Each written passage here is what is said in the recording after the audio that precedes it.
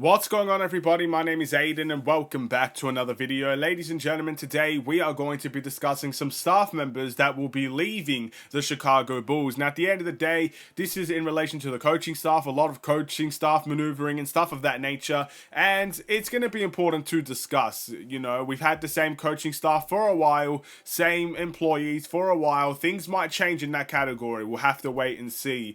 But before we get any further, if you liked the video and you want to see more from me, drop a like, drop a follow, and or subscribe if you are new, and let me know in the comments below your thoughts about the Chicago Bulls, the coaching staff changes, and whether or not you like them or not. Now, I completely understand, since we don't get to see the ins and outs of the training sessions and the drills, we do get to see a little bit of things from, you know, a game's perspective and stuff of that nature.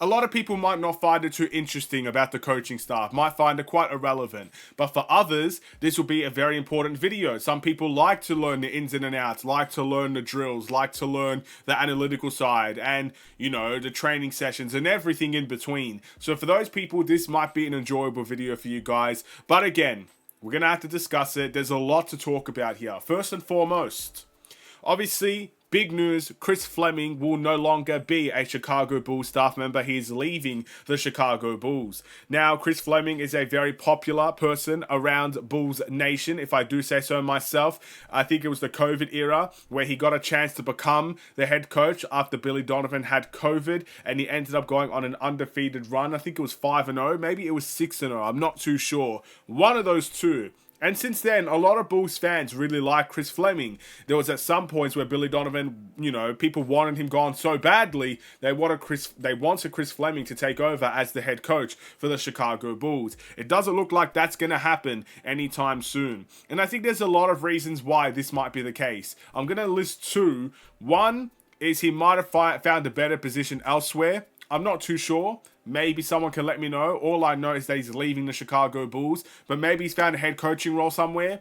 Maybe that's in the NBA. Maybe that's in college. Whatever the case may be, you can't tell me that no one would be interested. Again, I think he's a pretty known player, coach, if I do say so myself. And I do believe a lot of assistant head coaches, or assistant coaches, I should say, are working to become a head coach.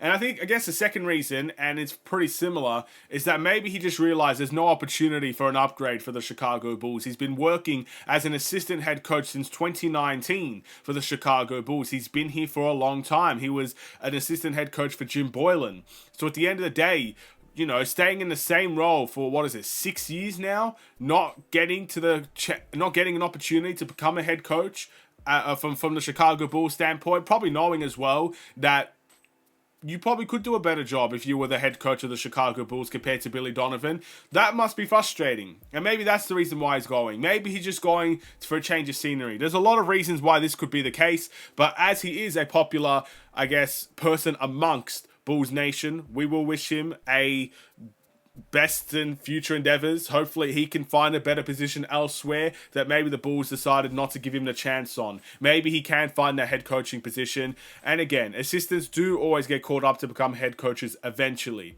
So I guess it's just a matter of patience and time and opportunity that will come Chris Fleming's way. But he's not the only one that we got to talk about in this regard, ladies and gentlemen. Maurice Cheeks, a very popular individual around Bulls Nation as well, has decided to take a new role in the Chicago Bulls coaching staff. I believe this is something along the lines of a non-full-time assistant, if I'm not mistaken. I think he's going more into a part-time type of role. I don't necessarily know what this role entails. All I know is it doesn't seem to be a full-time assistant coach. Now again, he's well respected amongst the coaching staff. He's been well respected amongst all coaching staffs, mostly in the NBA. He's a well respected individual, and it looks like Billy Donovan and the rest of the coaching staff that is still here all approve of this decision. And they obviously value his opinions and they respect him enough to allow him to take on this new venture. So, whatever the case may be, we obviously wish Maurice Cheeks the best. Hopefully he can still deliver his absolute best in this new role. Whatever it really entails, I'm not too sure, but we'll just have to wait and see. In terms of more coaching staff, I guess, things and stuff of that nature, we know for a fact that Josh Longstaff is still here, and he's potentially going to be, moving up the pecking order, essentially.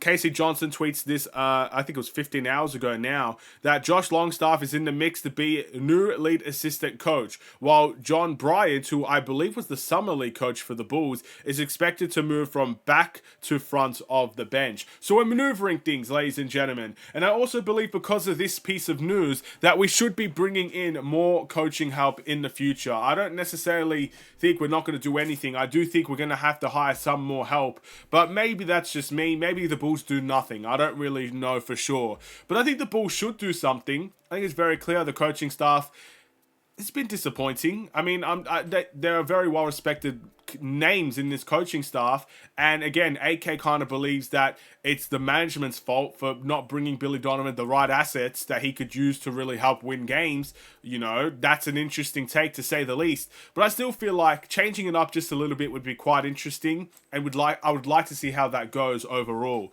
But yeah, a lot of interesting maneuvering and changes for the coaching positions. One thing we know for sure is that Billy Donovan is probably going to be the head coach for the Bulls next season, and he is the main guy at the end of the day. He is the coach, you know, and that doesn't seem to change.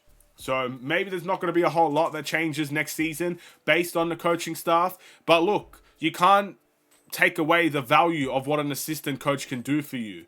And there have been very good assistant coaches in time that allows head coaches to thrive. It's supposed to be a team effort. So if we do bring in another assistant coach, let's hope we bring the right one in. And let's hope that we do, I guess, have assistant coaches that can make the head coach thrive for the Bulls next season. You know, it is what it is from that standpoint. So that's all there is, I believe, to the staff situation and the coaching situation. The last thing I kind of want to touch base on is that we now know who the most improved player is in the NBA, and it's with great sadness and unfortunate news that it will not be Coby White. Coby White finished second in the race, and ladies and gentlemen, we are obviously a respectful fan base as well. We will congratulate Tyrese Maxey for winning the Most Improved award. Again, he's had a heck of a leap. Do I think he should have won the award? Well, look, I think Coby White's end to the season may have really given Tyrese Maxey the chance, and in the end, the chance was given to him. Coby White was really good for a lot of the season, but he had a little bit of a disappointing element towards the end. With his hip injury, the post-All-Star break, how teams were guarding him differently. Look, this is all part of his next steps and his next progression. And who's to say that just because he didn't win it this season, that he cannot win it next season? You saw how much of a jump he made this season. Who's to say he can't make an even bigger jump next season? You know, there's a lot on the line in that regard, and I wouldn't put it past Coby White to be in contention to go for it again. Regardless, Coby White came second. It was a heck of an effort. I'm very, very happy to call Coby White a Chicago Bulls player. He's had his ups and downs. He's had his controversies. He's had fans turn on him and then regain the trust. It's been a whirlwind of a ride for Coby White as a Bulls player. But as I sit here today as a Bulls fan, I'm happy to call Coby White a Chicago Bulls player, and hopefully next season will be much better for him. But congratulations to Tyrese Maxey. I ultimately think the award, is deserved. He's a good player, a great player, a fantastic player, and he's still young enough to really take more steps in his own right. So we'll wait and see how that goes. He's on his road to superstardom. Let's hope Coby White is on that same track. What do you guys think? Thank you for watching. Drop a like and a follow, and or subscribe if you are new. A lot of coaching staff things, ladies and gentlemen. But again, it might not be entertaining for some. It might be very entertaining for others. But it's news. News that should be reported on. News that should be discussed. And news that can ultimately change the direction of this Bulls team in a small way. That's always worth talking about in my eyes, even if it is 15 hours late, apparently.